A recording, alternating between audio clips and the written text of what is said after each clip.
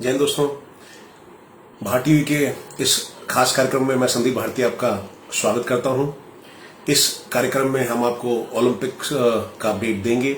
जो भारतीय team Olympic में गई हुई है, तो हम बताएंगे कि आज का दिन जो 11वां दिन था कैसा रहा भारतीय खिलाड़ियों के लिए, और जो खेल से अच्छी खबरें आई वो आपको बताएंगे, और जहां निराशा हाथ लगी वो भी हम आपको बताएंगे।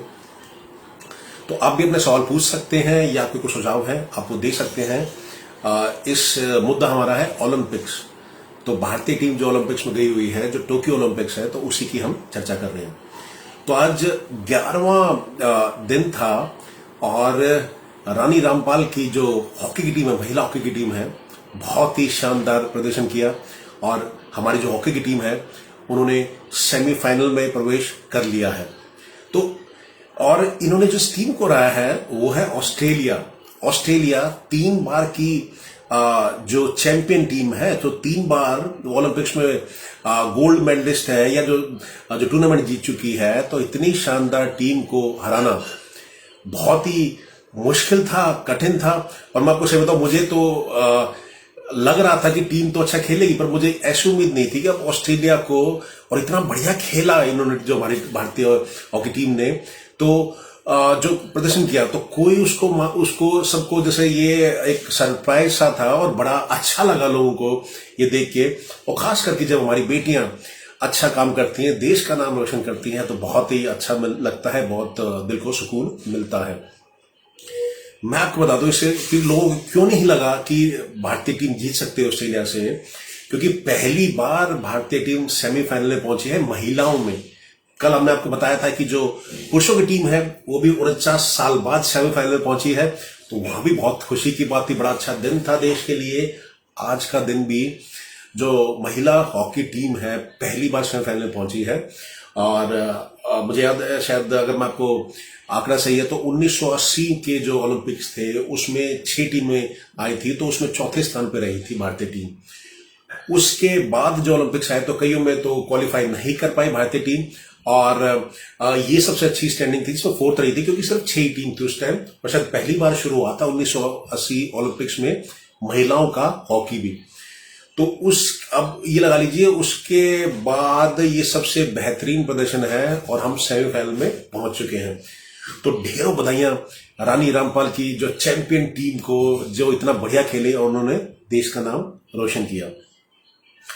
और जो टीम का, अब मैं आपको ये बताऊं कि जैसे जो ऑस्ट्रेलिया की टीम है जिसको हमने हराया है, वो वर्ल्ड में दूसरे नंबर की टीम है, और हमारी टीम 9वें नंबर की टीम है। तो जो टीम 9वें नंबर पे हो, वो अगर दूसरे नंबर की टीम को हराती है तो कितना मुश्किल होता है। लेकिन अगर आप में जज्बा हो तो कुछ भी कर सकते हो, कोई पहाड़ भी आदमी तोड़ सकता है अगर उसमें कुछ कर गुजरने का जज्बा हो। और खासकर जैसे भारत में 138 करोड़ लोगों की दुआएं आपके साथ हैं, तो कोई कुछ भी कर सकता है। तो बहुत ही अच्छा लगा, बहुत ही अच्छा महसूस हुआ। तो आप भी शुभकामनाएं अपनी दे सकते हैं भारतीय टीम को, और जो आने वाले जो मैचेस है उनके लिए उनको विश कर सकते हैं। या जो आपको लगा कि जैसे हॉकी में या किसी और खेल में आपको कुछ कमियां देखें, आप वही बता सकते हैं। तो कुछ जो पॉजिटिव वे में आप वो बताइए कि भाई क्या आपको और क्या होना चाहिए था इसमें, और जो दूसरे खेलों में जिसमें भारत ने पार्टिसिपेट किया। तो बहुत ही शानदार खेला। एक 9वें नंबर की टीम ने दूसरे नंबर की टीम को हरा के देश का नाम रोशन कर दिया। और जो खिलाड़ियों के थे उनके जो आंसू निकल रहे थे, खुशी के आंसू थे, क्योंकि ऐसा कभी पहले हुआ नहीं। आपने कल देखा होगा जो पुरुषों का मैच था, उसमें जो कमेंटेटर थे उनका वो जो वीडियो वायरल हुआ, उसमें जो कमेंट्री कर रहे थे, तो उसमें एक सिद्धार्थ थे और एक और जो कमेंट्री कर रहे थे, जो काफी सालों से कमेंट्री करते आ रहे हैं, उन्होंने कभी ऐसा की बात है। दोनों टीमों ने बहुत ही बेहतरीन प्रदर्शन किया। हम तो चाहते हैं कि जरूर, हमें पता है कि मेडल लेके आएंगे, पर अगर ऐसा हो, अगर मैं ये कहता हूं, अगर भगवान ना करे ऐसा हो कि भारतीय टीम आगे अगले इस सेमीफाइनल से आगे ना पहुंच पाए और या ब्रॉन्ज मेडल जीते, तो प्लीज मेरा अब सबसे ये निवेदन था कि उनकी आलोचना ना कीजिएगा।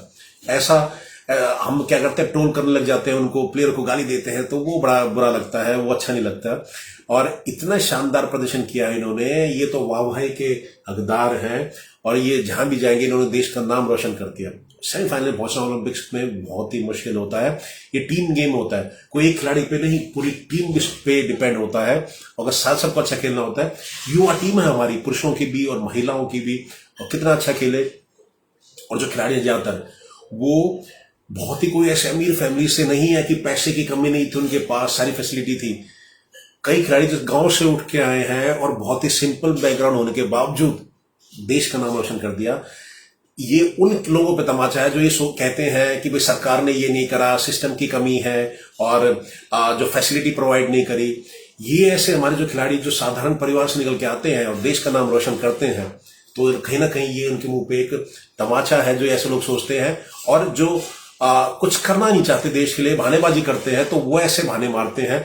या कुछ लोग हमने देखा जो ज्ञान देते रहते हैं, क्या कहते हैं, जो फेसबुक पे, ट्विटर पे अपना सिर्फ वो आज तक उन्होंने, आप ये कह लीजिए कि अपनी गली की टीम है ना, तो वहां भी नहीं सेलेक्ट हुए होंगे, और वो जब ज्ञान देते हैं, गलत लॉजिक लगाते हैं, तब कहीं ना कहीं पीड़ा होती है कि भाई आपको कुछ पता आपको है नहीं, तो आप कैसे कह सकते हैं, किसी बारे कमेंट कर सकते हैं।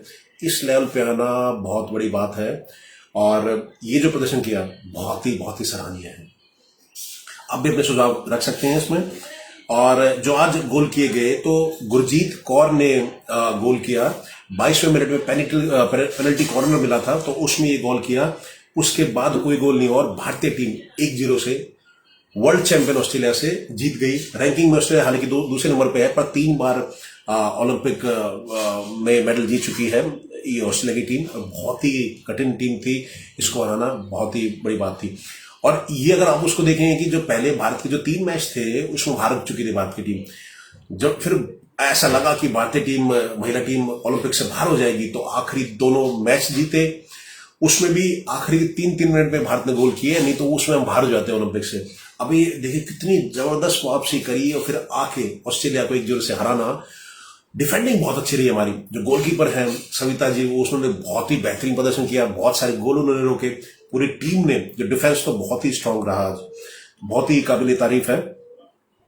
और जैसे मैंने आपको बताया कि इससे पहले जो बेस्ट परफॉर्मेंस था भारतीय महिला टीम का, मॉस्को गेम्स थे 1980 में, उसमें 6 टीमें थी, उसमें 4 टीम ने चौथे नंबर पे आई थी भारतीय टीम 6 टीमों में से 1980 के मॉस्को गेम्स में।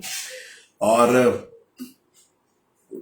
रानी रामपाल टीम की कप्तान है, और अगला मैच बुधवार को होगा, जिसके पूरे देश की जिस पर नजरें होंगी, अर्जेंटीना के साथ है बुधवार को मैच। तो पूरी उम्मीद है भारत की टीम जीतेगी और देश के लिए मेडल लेके आएगी। इसके अलावा ये बड़ी खुशखबरी है, आप अपने अपने विचार रख सकते हैं, जो भारतीय टीम को आप विश कर सकते हैं कमेंट्स में आप लिख के। जो मुकाबले हुए, दूती चंद का मुकाबला था 200 मीटर हीट्स का जो था, तो उस जो दूती चंद का जो मुकाबला था उनमें उनको सफलता नहीं मिली। और जो खेलों में कमलप्रीत कौर, तो ये मैं आपको बताना चाहूंगा, इनसे भी काफी उम्मीदें थी। हालांकि 23 वर्षीय है, बहुत ही युवा है, और बड़ा बेहतरीन प्रदर्शन किया था इन्होंने डिस्कस थ्रो में। 66 मीटर के करीब इनका पर्सनल बेस्ट है, जो इन्होंने शायद पटियाला में बनाया था, जो नेशनल रिकॉर्ड था। तो कमलप्रीत कौर से पूरे देश को बहुत उम्मीदें थी, लेकिन उसमें थोड़ी सी देश को ये 6ठे स्थान पर रही। इनका परफॉर्मेंस तो बहुत बढ़िया था, लेकिन मेडल हम नहीं जीत पाए उसमें। अगर अपना प्रदर्शन दोहराती, जैसे मैंने आपको कल कहा था कि अगर हम अपने बेस्ट भी, जो हमारा बेस्ट परफॉर्मेंस है, उसको भी हम रिपीट करेंगे तो मेडल पक्का है। तो हुआ क्या कि 66 मीटर जो इनका पर्सनल बेस्ट है कमलप्रीत कौर जी का, तो वो नहीं दोहरा पाई। कमलप्रीत अगर वो कर देती आज 66 मीटर, तो आज ब्रॉन्ज मेडल भारत को मिल जाता।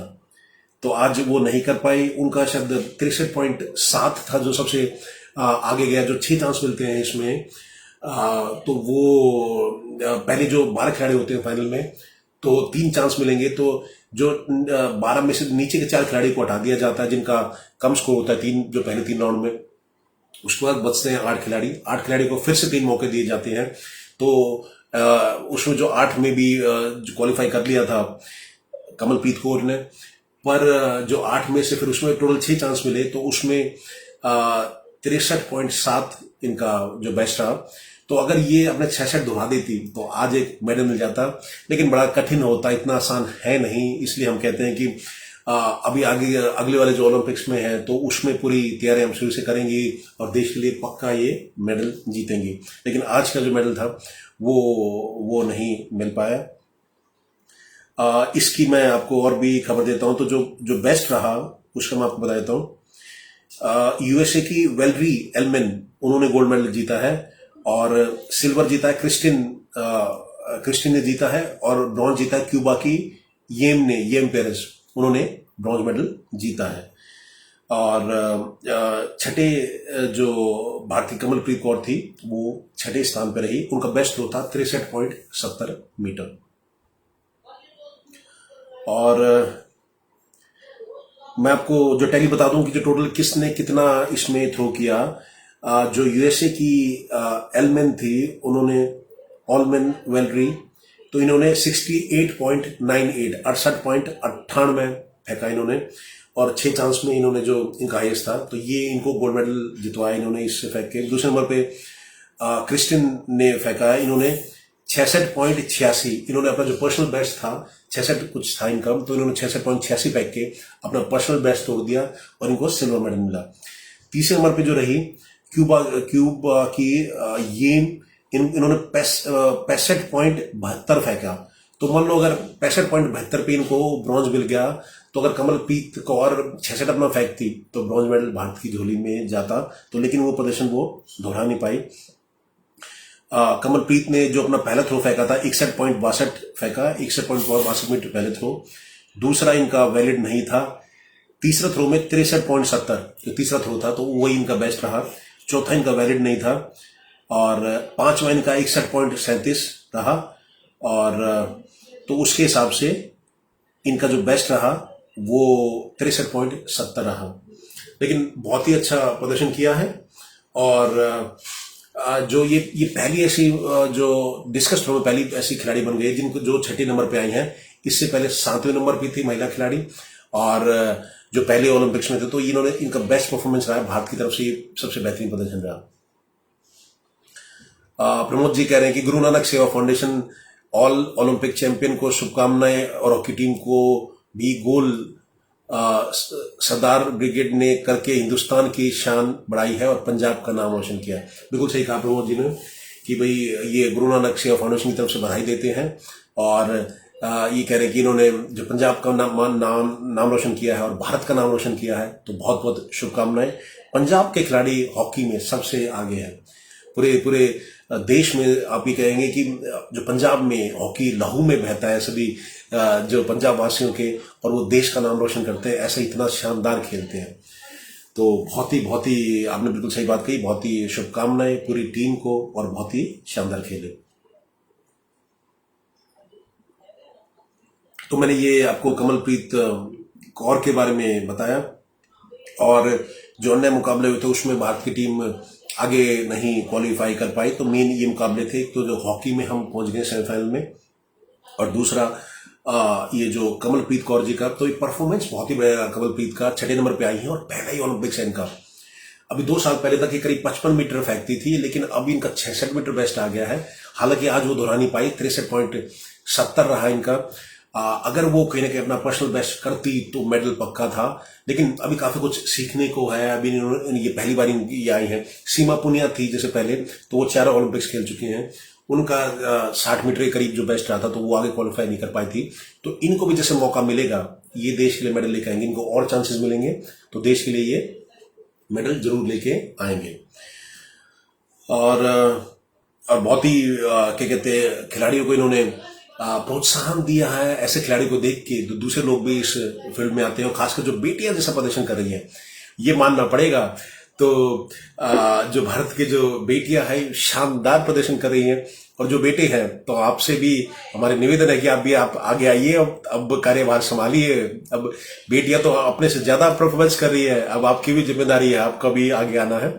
और हम शुरू से जैसे कहते हैं कि बेटा बेटी एक समान है, और बेटियों को पढ़ाना चाहिए, दिखाना चाहिए, और उनको हर एक स्पोर्ट्स में कराओ उनको, ताकि वो देश का नाम रोशन करें। ऐसे देश का नाम रोशन करती हैं बेटियां। जब आप देखते हैं 3 मेडल इस बार ओलंपिक्स में, तीनों बेटियों के, और जो 2016 में जो रियो ओलंपिक्स था 2 मेडल बेटियों के, वो बेटियों के नाम।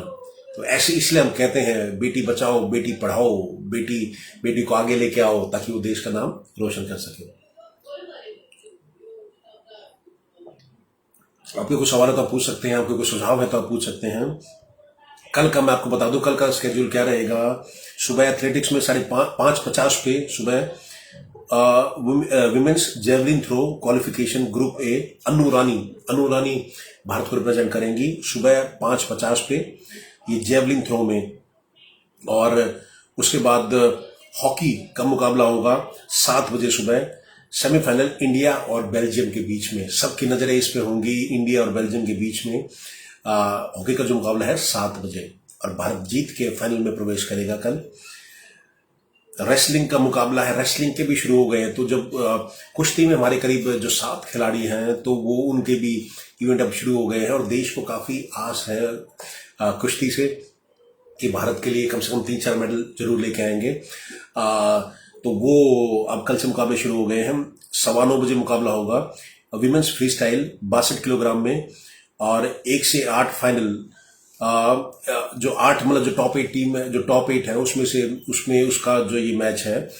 और सोनम मलिक है, उनका मंगोलिया की खिलाड़ी से उनका मैच है कल। तो शुभकामनाएं सोनम मलिक को, और वो हम चाहेंगे कि वो देश का नाम रोशन करे, अपना अच्छा परफॉर्मेंस देके और भारत के लिए मेडल लेके आके। एथलेटिक्स का है फिर 3:45 पे शाम को मेंस शॉर्टपुट क्वालिफिकेशन। तो जो शॉर्टपुट होता है आपने देखा होगा कि जो लोहे का गोला होता है, तो उसका इवेंट है। तजिंदर पाल सिंह तूर है, ये भारत की तरफ से रिप्रेजेंट करेंगे भारत को। तो बहुत बहुत शुभकामनाएं इनको भी। तो मेडल की मैं अगर आप बात करूं तो जो सुबह 5:50 पे मैच है जेवलिन थ्रो का महिलाओं का, मेडल का अगर मैं आप में से पूछोगे तो मैं सीधे बताऊं उसमें मेडल की तो हमारी चांस नहीं है। लेकिन खिलाड़ी अपना अनु रानी जी है, अगर अपना बेस्ट देती हैं तो वो बहुत ही अच्छा रहेगा, उनके कॉन्फिडेंस को बूस्ट करेगा और आगे और खिलाड़ियों को भी बूस्ट करेगा। ऐसे ही एथलेटिक्स में जो तजिंदर पाल सिंह जी हैं, ये भी अगर शॉर्टपुट में अपना बेस्ट देते हैं तो वो बहुत अच्छा रहेगा। बाकी अगर आप सोचेंगे मेडल तो बहुत ही कठिन है इसमें, पर ओलंपिक्स ऐसा ही खेल है, इसमें कुछ भी हो सकता है। और क्या पता ये दोनों खिलाड़ी भारत को कल मेडल जितवा दे। मुश्किल तो बहुत ज्यादा, लेकिन असंभव नहीं। और हॉकी रेसलिंग में अच्छे चांसेस हैं सोनम मलिक के, और 62 किलोग्राम में 9:15 बजे आपको मैच देखिएगा। हॉकी 7 बजे भारत की टीम बेल्जियम को हरा के कल फाइनल में प्रवेश करने वाली है। आप ये देखिए और आनंद लीजिए उस मैच का, चीयर अप करिए हमारी टीम को, सपोर्ट करिए हमारी टीम को। कल वो मैच होगा 7 बजे। तो ये 4 मुकाबले हैं। अब मुकाबले काफी कम रह गए हैं क्योंकि बहुत सारे इवेंट हो चुके हैं। 11 दिन हो चुके हैं इस टूर्नामेंट को, और ये कल 12वां दिन होगा। और जो कुश्ती के जो मैचेस हैं वो बचे हुए हैं, और ये हॉकी का मैच बचा हुआ है। जेवलिन थ्रो में नीरज चोपड़ा वो मैच बचा हुआ है, तो उससे बात को काफी उम्मीदें हैं। 88 मीटर करीब फेंकते हैं, हमारा पर्सनल बेस्ट है नीरज चोपड़ा का, तो वही भारत को मेडल दिला सकते हैं।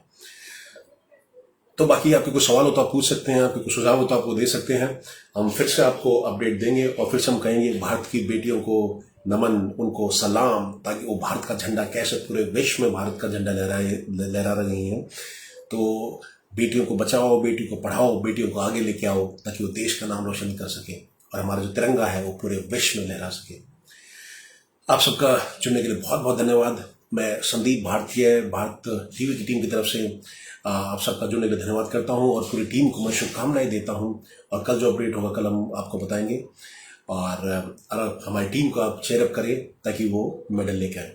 बहुत बहुत धन्यवाद। जय हिंद, जय भारत।